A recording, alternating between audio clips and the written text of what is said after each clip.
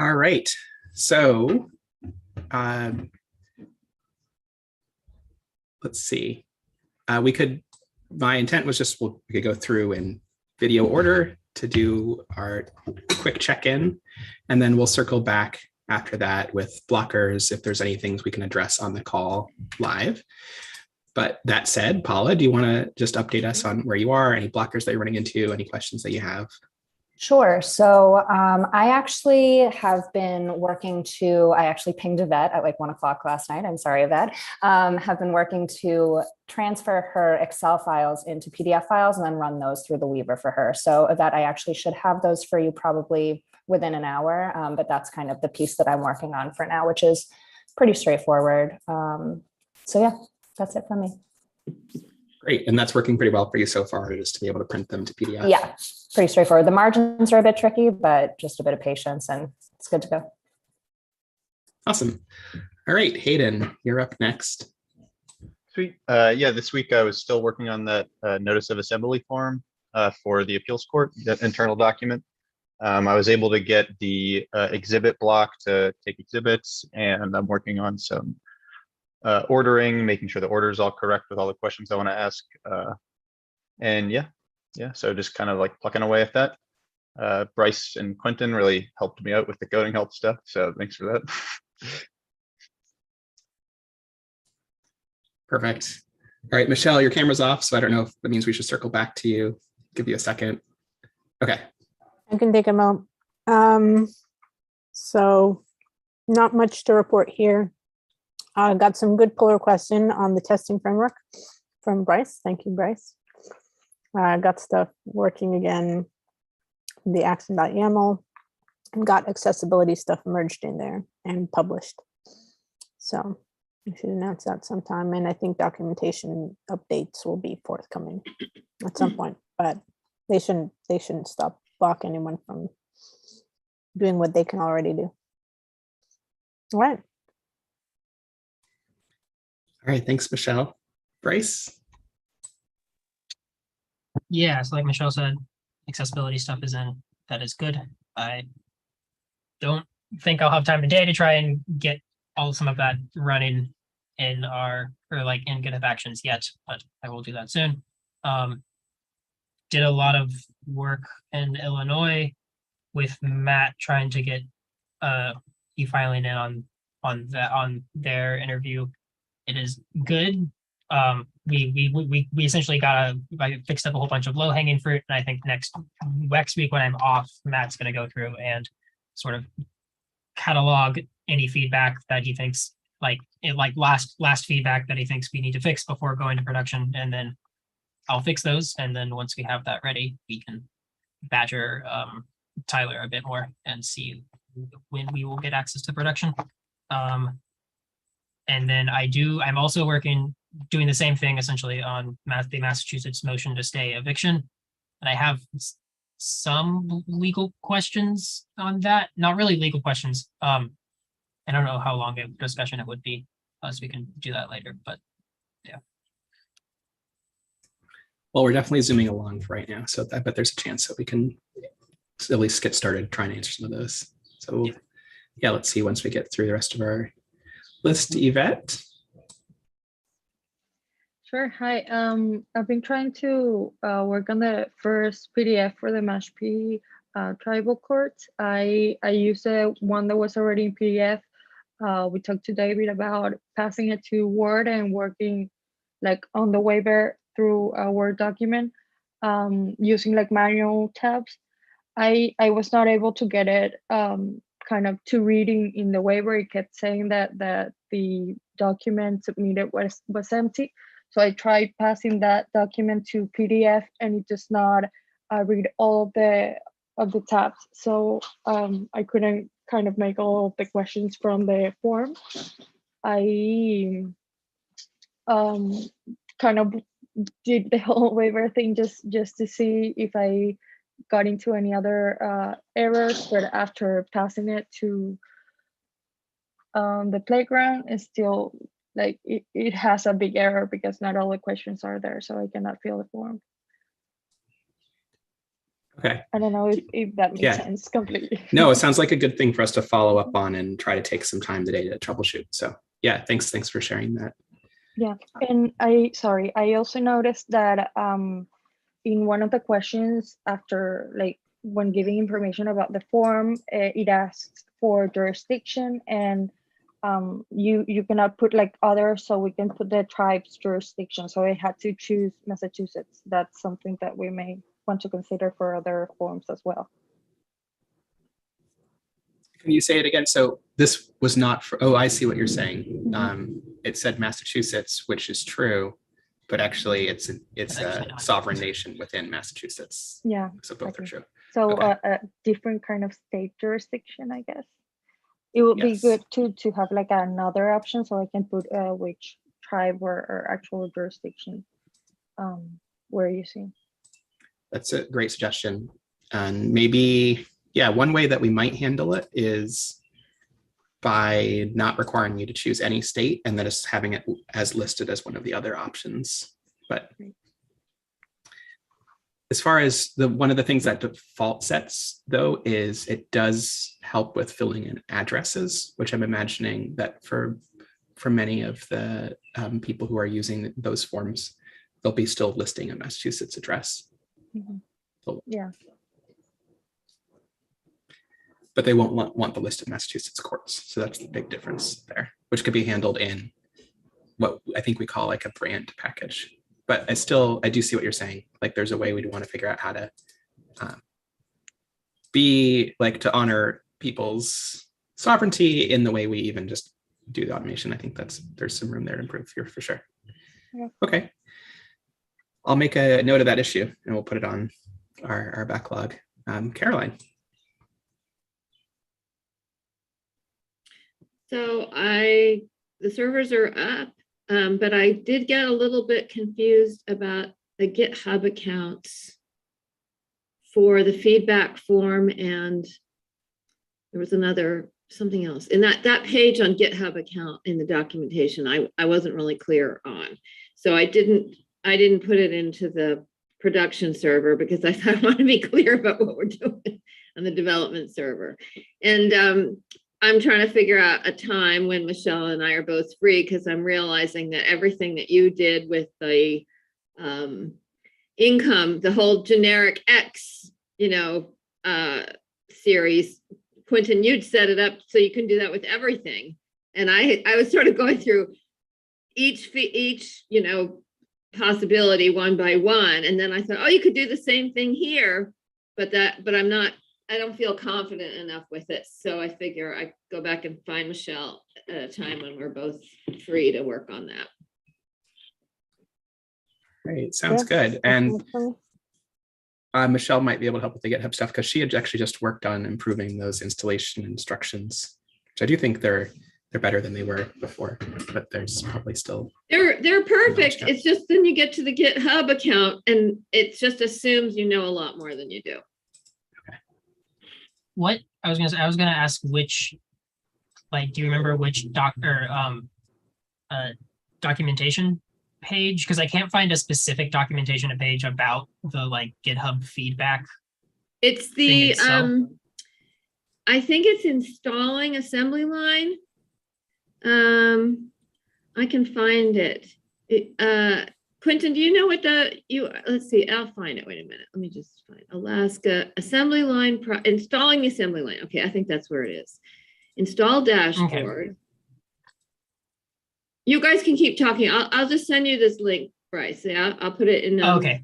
Yeah. I just want to make sure we can try and find a place to put some better documentation there, or also just improve the dashboard. So, okay, just wanted to check. All right. So for me, I've been mostly working this week on the multiple forms at once feature for the Weaver, so you can upload multiple documents, which has involved some big refactors. Bryce, I know you had started doing a review. I'm not curious to know how it's going, but I also understand you're taking off next week, and if it doesn't, I don't want you to spend your vacation on it. I had to plan to at least run through it personally, like as opposed to just looking at the code directly today. And so I'll Okay. try and do that. before today, so you'll have that feedback.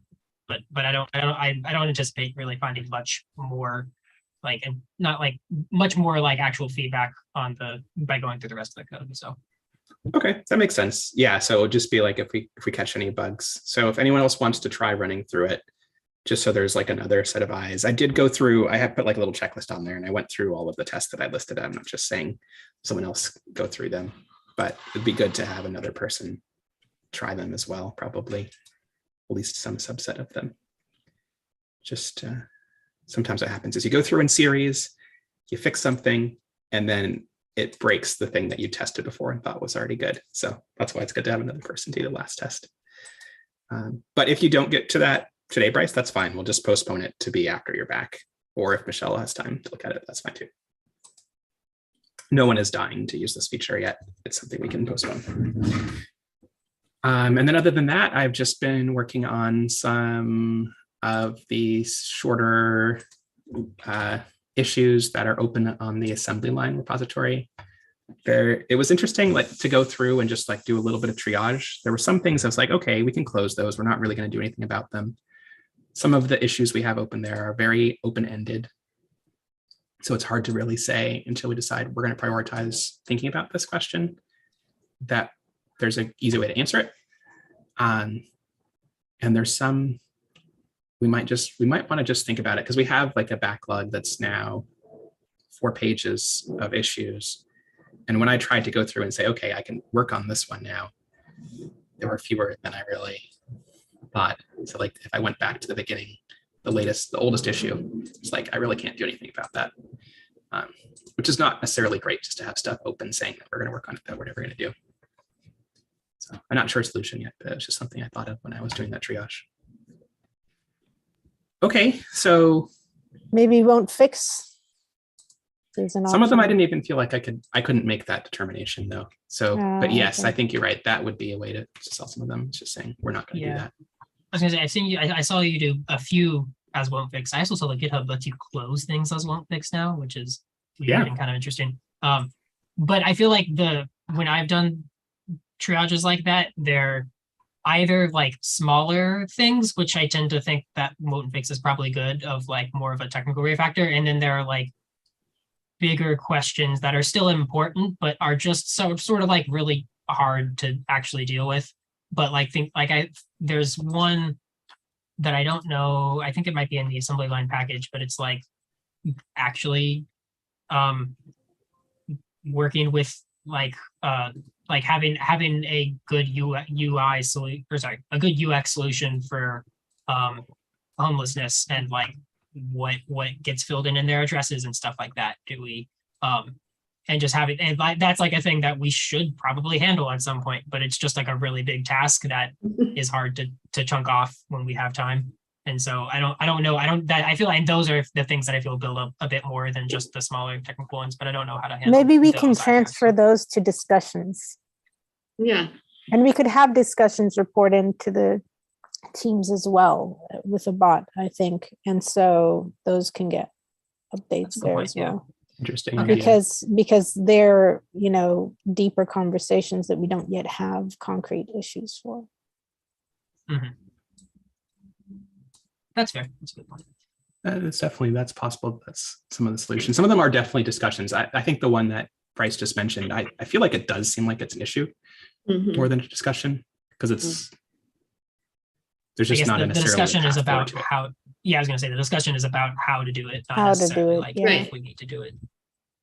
One that might be good when I'm just looking at this last page. One is like add some color. Well, that's not that actionable really, but it's a good thing for us to remember and not forget. That might be a good issue to change to a discussion. Yeah, design ones are generally good for discussions, I think.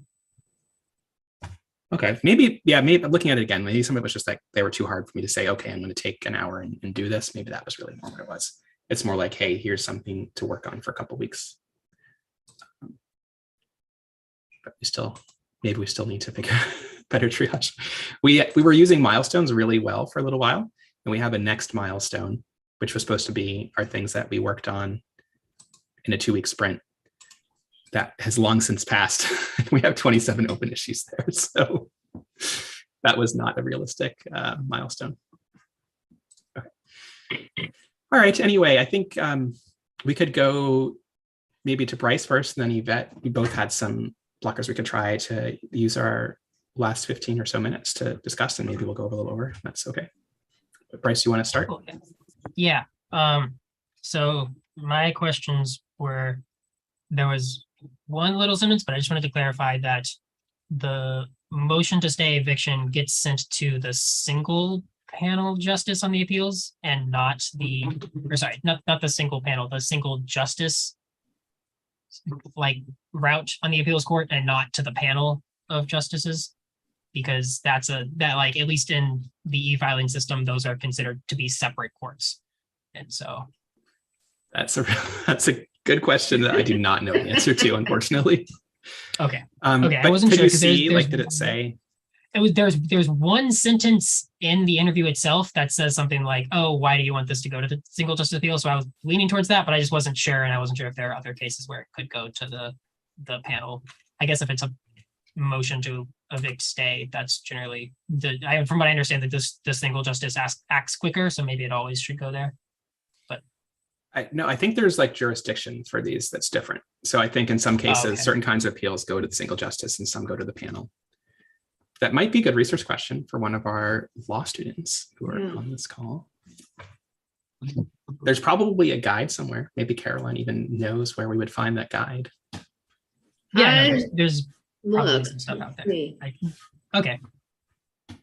Now, I'm Okay, not yeah, saying to deflect Bryce though, because it's good to like reach out since you didn't have the legal training to answer it. So that's why Yes, like, yeah, no, just trying to start the research. Good to have Yeah. someone confirm. And I was gonna say the follow-up question I had was, would it like, so it is I think it is like a separate case. I think there's some extra like appeals information that you can add to the e-filing system to let it know like, oh, this came from this case. But it's still like a brand new separate case. And because of that, does it make like, will an appeals case always have the same, not always have, yeah, will it usually have the same participants and like the same lawyers involved? Or would we prefer for people to just sort of have to fill in that information again, as opposed to trying to pull it from whatever's in the court system of like this is the case I'm doing from, these same participants are going to be on the new appeals case, or is that the exception rather than the rule that's the same? That's a great question. Is this a general appeal or is it specifically for evictions? It's specifically the eviction one. Okay. Then on the ground reality is that very rarely will the tenant be represented, even if they were represented in the initial case up through a trial, but that the landlord will usually be represented by the same attorney. The parties will be the same. Okay. So you could say maybe make people re-add the attorneys and let them choose from it, but I would make it really easy to not say that the attorney is still I mean, I would actually be kind of a little bit concerned about letting someone copy in the name of their own attorney if they're a tenant, because they might just think, oh, this is my way to say I'm going to have an attorney doing it, but that's not actually true. Okay. So maybe copy everything but the attorneys. I don't know. Do you have any thoughts, Caroline? I don't know if you've So looked into I that. was busily not listening very carefully, but I think the answer that you gave is really helpful because it's about strategy as well. But there is a web page just for, procedure. There is a web page on mass.gov that I'm just putting into Teams. And I also think this would be a really good question to talk to some of the law librarians about, because they know procedure. I mean, they just do. And those two resources might be very helpful as well. I'm just looking for the link to talk to the law librarians. And then I'll put it into just the assembly line, but Bryce, I'll put your name in there. Yes, that'd be perfect. Okay. Trial court law, chat with the law library. Oh, it's right here. I just search law libraries. And I'll stick the link in. Okay. And a trial court law libraries come up with a phone number and chat with the law librarian and their email. So you can just go straight there. And the chats, I mean, you guys, law students might want to know this too. The law librarians in general are amazing resources. I mean, they want to help, and they spend hours helping people, and they have 15 million different ways to get in touch with them. And just for the next few years you're at law school, they're a great resource. So and they're really nice. You know, I mean, they're nice, they're knowledgeable, they care, and they want to help people. And they'll come back to you 2 days later if they find something else. So I can't say enough good things about them. So there you go. And they're I put a link to the law libraries in the assembly line message to Bryce. Yes, yeah. Perfect. Yeah. Thanks, So Hayden or Yvette, do either of you want to help Bryce with understanding that information about the appeals? And I mean, the other answer is we could ask the clerk on Wednesday, but it might be an interesting thing for you to try to help Bryce with. So no Go pressure. for it. I would say I'm not actually going to be here next week. So Oh yeah. Right. if I was around more, I would love to have y'all's help, but I don't want to have y'all try and do something and then me not be here to actually clarify any of the questions or anything. That's fair too. Okay. They can Definitely. look at your interview on GitHub though, right? So they can see where you're going with it, right? They could, yeah, y'all, yeah. We have like the normal interview itself is live that we can send you the link to, and I'm just trying to modify it and add e-filing. So if y'all are interested, I don't want to like add more work for y'all that I It's won't something they can do necessarily while be able you're to gone. keep it going. Yeah, I can definitely spend some time this week trying to figure out how the whole appeal for the stay works and get you some useful info. If you could like link me that interview, that'd be perfect. Yes, I will hop onto the same message that Caroline made in Teams and tag her. Perfect. So, Thank you. All right. And Yvette, let's see if we can help solve the challenges that you're running into with your form. Okay. I don't know if it's easier if I show you what I did on Word or PDF and see where the problem is. I'm gonna try to be very quick because we have like 5 minutes left of this meeting. Okay. Yeah. If you have time, we can go a little bit longer, but I do understand that some people are like on lunch breaks and have to get back. So what is your No, time? It's Do you have a few extra Um, minutes or do you want to stop it? Okay. it's okay. Let me share. Can you see my screen? Yes. Everything? Okay. So this is Yeah. problem Let's start one. in the Word document.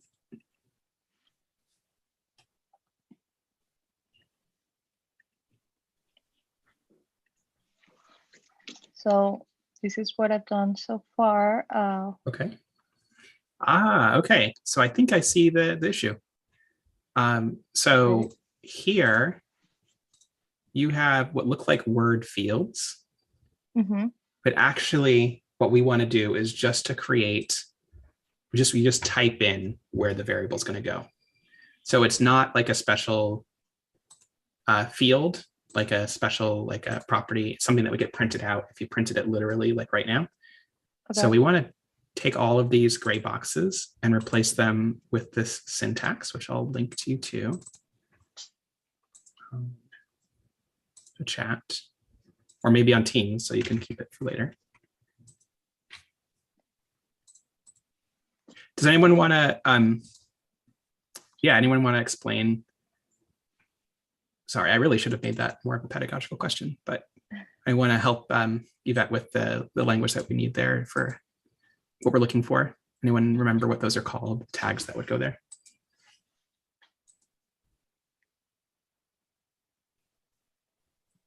Is this a question for anyone or just for students? For anybody, because actually I'm realizing that maybe nobody else is working on Word documents. So that's my guess, actually, that Hayden probably hasn't done any Word documents and Paula isn't. Yeah, I have no got there yet. idea what those Okay. keywords are. So there's a special syntax called Jinja for Word documents, where it kind of goes, now insert some code here, right? And figure it out dynamically when the time comes. And that syntax is I think it's just one open curly bracket and then a Jinja's percent symbol. What? I think Jinja is 2 open. Oh, Jinja is 2? 2. Okay, 2 open curly brackets and a percent symbol, then your code, then percent symbol and 2 closed brackets. So if you just start out by making that little enclosure for us in front of docket number or after docket number. So there's no percent symbol for, sorry. Yeah, this is good because it's letting us Yeah, the maybe I've surf- forgotten my Jinja. Rusty, yeah. the percent symbol does come into some places when we're just inserting a variable. You don't need to use the percent. Oh, symbol. right. Sorry, that Yeah, would sorry, be for that's if and stuff. Right. So go ahead and delete that and write in the curly brackets, the opening and closing curly brackets. Well, she And can, then- yeah, she can do them, put Sure. the field name, variable name and then close them, right? Right. And for this would be docket underscore number, if you look in our documentation. Mm. And what we're using here is variable names. I'm not sure you're familiar. I think you are familiar with variable names at this point, right? Yeah, but can I make them up? Because Can. I know we can do in the form, but I don't know if I can do them here and it's gonna read them just as I'm. You can making it up. some up here, but there are ones that We we use all are the time, we standard. use, right, that are standardized that you should use here. For example, for plaintiff, it should be user 1, no, users 0. Sorry, I keep forgetting that this is not a PDF because of all the fields there, but users square brackets 0, close square brackets, dot name, dot full, open paren, close paren. Okay. Or here, actually, I don't know if we know if the person's going to be the plaintiff or the defendant. Right. Do we, Yvette? Oh, do we? They're supposed to be because they're the one issuing the complaint. So this I is the understand complaint. They are. So Mhm. they will be the plaintiff. Okay. Yeah. Yeah.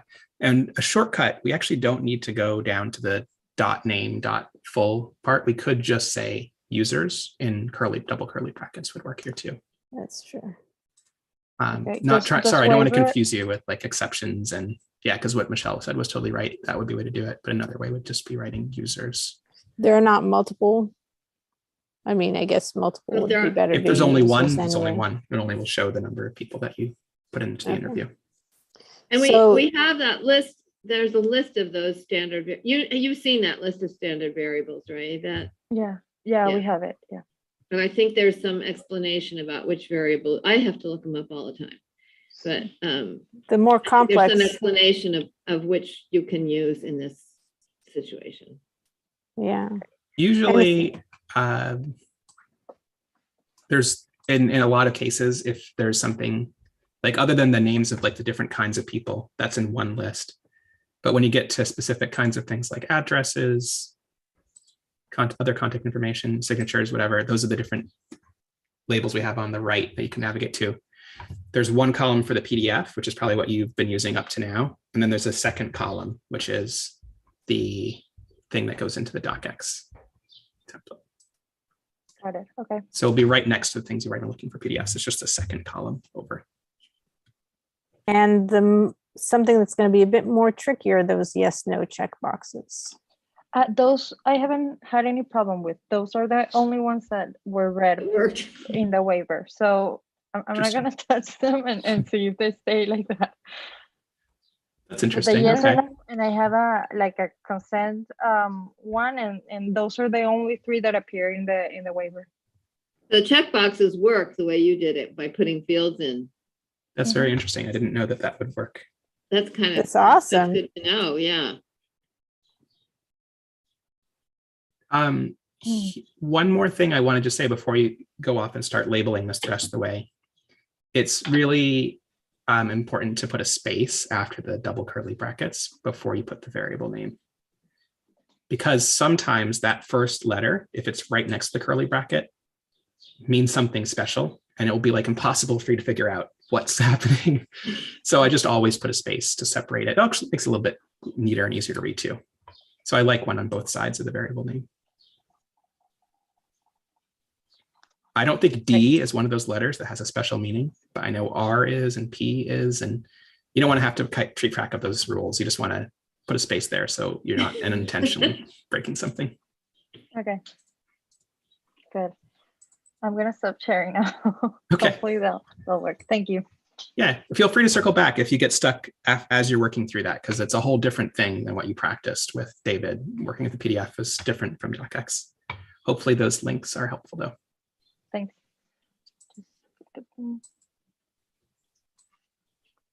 All right. Anything else anybody wanted to talk about on the record? Do you want me to just, I found where this GitHub thing is. Okay. It's actually, I think it's actually in the dashboard itself when you run the dashboard. But if you look at installation, installing the assembly line, let me just go there. Here. Wait a minute. Chat. So it's on this page, installation, and then when you go down to AL dashboard, it says install assembly line. But just below that, actually, after it tells you to do the APIs for the Google Maps and stuff, it says you will be asked to create a GitHub private access token on a new GitHub account. This account should not be your primary account, as it will be used for automation. And then the bit that's actually in the install assembly line. So there's a page inside the install assembly line that says now create a private GitHub account and get the token or thing. As if, you know, it would be, I guess the thing is, I think we have documentation about what creating an account is, but I'm assuming it's an individual account, not an organization. You know, this whole thing is, for organizations, you create an organization account. So presumably it's a user or member who's part of the organization, but I don't know. And then it's doing two things. One is for feedback and one is for, I don't know, something about the time. I can't remember about the timer. I can't remember what the other thing is. I had no idea what it meant. I mean, I gotta guess. Sure. Yeah, I can show you. And I thought, token, where do I find a token? It was just total guesswork. I can show you what it does, then we'll have it recorded. Okay. Yeah, that's really good to know, like, what are the things, because you understand the whole ecosystem, but that's still confusingly phrased. So this is right. Good. Let me see. My screen isn't actually letting me share. It's kind of frozen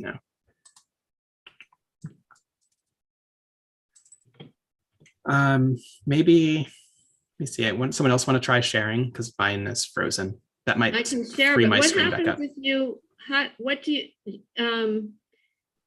you want to, you've got to run this, you've got to install the dashboard. I guess you know, how do you do it for demoing?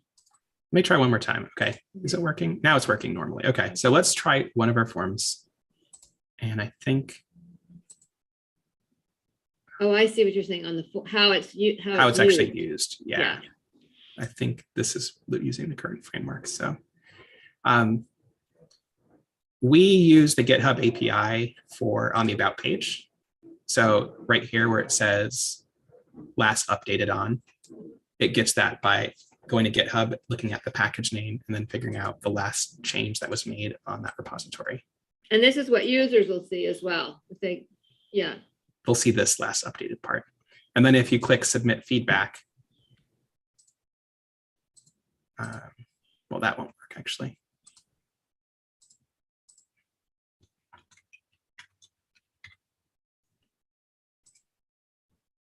It creates the GitHub issue. And that's an issue on the interview itself, right? And see, this is the account that created the issue. It's a GitHub user called Suffolk GitLab Issues. Right. And the main reason why that's helpful rather than using your own GitHub account is you don't necessarily want to share access to your GitHub account on your server. So that's one reason.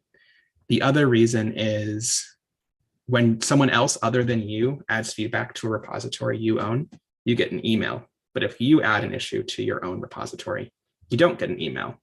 So that's the main reason to use a different account than your personal one. Those two reasons. Can you find the but it's an account that's part of your organization? Yes, it can be an account part of your organization. Yeah. And then the token is, you just, you go into the, where is the token, you go into the account you created and look for a token.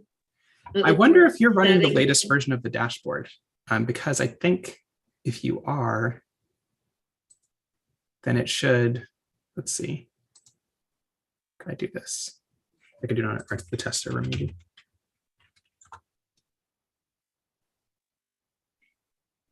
I wonder if we have the right version of the dashboard on PyPI. Bryce, actually, I was just wondering about that. It didn't seem like the automatic publishing to PyPI was working in our GitHub action for when you create a tag. But maybe I'm doing something wrong. I That's am not really sure about vague. that. It should be. I mean, the last tag that was made on the dashboard was back in March. So Okay, there hasn't been a recent tag made there. there hasn't been a recent tag. Okay, so maybe the problem is just that we haven't updated, we haven't created a tag. Let's see. Yeah. We might have made the update. Let's see. I what do. latest I do also want to say that GitHub has a lot of very thorough documentation. So if you're trying to do a GitHub thing and you search for it online, you're likely to find helpful documentation. So if you look for GitHub personal access token, Mhm. you will probably find information about how to make a GitHub personal access token. and Yeah. What that's all about. Yeah. And I see that you're right, Bryce. We just didn't make a tag for this. So But that we, I hasn't, mean, so I was using an older version of the dashboard. I think you were, because Michelle had really improved the instructions. I for- don't think so. I just installed it from direct GitHub directly, and there's still a whole page about using, it might be a little bit better, but there's still like, there is a link to making a personal access token, but it's still sort of a block of text. Okay, Yeah, it's all blocks of text. it is a lot of information still. It may be better than what was there, but we could definitely probably improve it a bit. So installing it directly from GitHub would have worked, but I think probably, Caroline, you installed it from just typing in the name docassemble.al dashboard, probably, right? Not going to GitHub and getting the URL. Probably. I can't remember now. It was the end of the day. Okay, I think that's what we say on our instruction page, so that would make I sense. just followed the instructions as best I could, but then I got to this page about the GitHub account. And it said a private account, so I just assumed, I mean, I know what the feedback form is for, but then it had something, can you, Bryce, have you got that page open that talks about the GitHub account? I do, yeah, I can share it to just show what it looks like now. Because it's some, the other thing was I wasn't sure what, was it a timestamp or something? Or maybe that had to do with the feedback? I wasn't really clear. Yeah, so this is the first This is page the- that like mentions GitHub. where All you're going right, I through did that, not see this. install the assembly line. Okay, so it is different. Yeah, this is not, Okay. not what this is not what I was looking at. Yeah. Assembly line, let users give feedback, display a, oh, that makes sense. Display a last updated date on the about page of an interview. Okay, that's what you just showed me, Quentin. That's what Yep. you were, okay. Yeah. Okay, that Okay, makes, so maybe this is good enough. The changes that we've already made. and also it's the same account, right? It's not two different accounts. That was one of the things we improved. It was Yeah. two accounts for that kind of just weird Yeah. laziness on my part. A at one point. dedicated, you can use an account that, all right, but we were, okay. Permission to edit your, okay. So that was, it must have a permission to edit. Okay, that makes sense. To complete this page, you need to, because DocAssemble is so powerful and wonderful, could we take a little snippet from the recording that you just did, Quentin, showing the feedback and the about page? Take that snippet and either put it somewhere and link to it, or insert a little animated GIF or something in this, or in the help thing on this page. On the I like that doc- idea. Good idea. Just an illustration of it. That would be really helpful it for too. people, I think.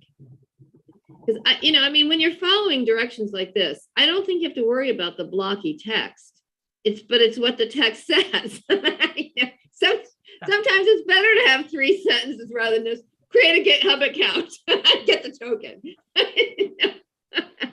That's fair. I think those instructions are a huge improvement from what I was looking at. And I think if you did a little Okay. illustration of the video, what you just showed would be really helpful. And I get to use it again when I try to do the production. Yeah. All right. And now if you update, it is on PyPI. So Bryce, I'm sorry for putting shade on the action. It worked. So it's already on PyPI like 10 seconds later. Yeah, no, I too sometimes forget to like make the release. That's the thing that is now not like blocker. It's just we have to remember to do it. So I do that all the time. I swear to God, I emailed somebody something and I never did. Lots of drafts sitting around in my folders. Well, All right, that's well, been I really think- helpful. Yeah. I'm just really glad that you're still able to participate in all these calls, Caroline. That we're still able to Yeah. collaborate on all Me this too. stuff. I mean, the thing is, it's taken me 2 weeks. Even this morning, we got Teams and Slack working yesterday, and then this morning, neither one was working. So the tech guy's gonna help me. I think I got Teams working this morning, but I have to go back and do Slack again. So it's a process, but we're getting there. All right. Well, I'm going to stop